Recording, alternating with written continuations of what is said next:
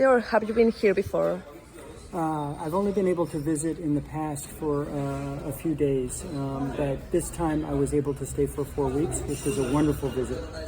Okay, what can you tell me about the things that you are teaching? For example, traveling to other planets, because before we were able to see it just in science fiction movies. Do you think it's a real possibility? Right. So my work as a physician has been taking care of patients with brain injury. We support them in the intensive care unit for extended lengths of time with sedation and anesthesia. And we always wondered if we could adapt that for astronauts who might be going on long-distance space missions.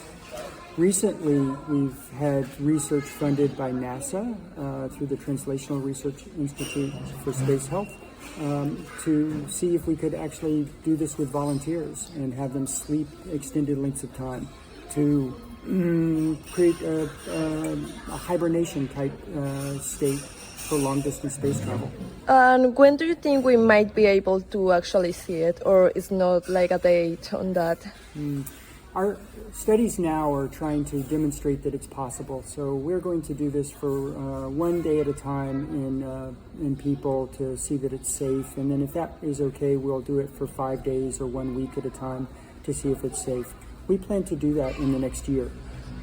With that, it's a long ways yet before we would want to do this 1 million miles from Earth. So it will require a lot of testing.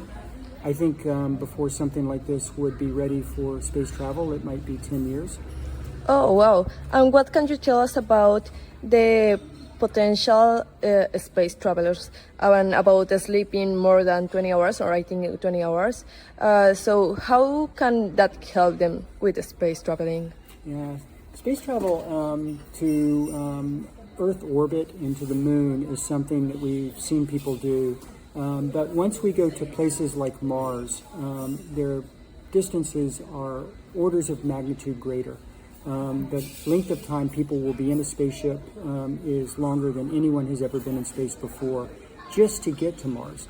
And it will require carrying all of the food. It will require being in a small space for many, many months. That creates stress on both life support and also on the psychology of the astronaut. If people were able to sleep and lower their metabolism, they would require less food, less oxygen. They would make less waste products. And that would make the space travel easier and more efficient. In addition, if they sleep a large part of that mission, they will not have the sense of confinement and stress of being in a spaceship for so long.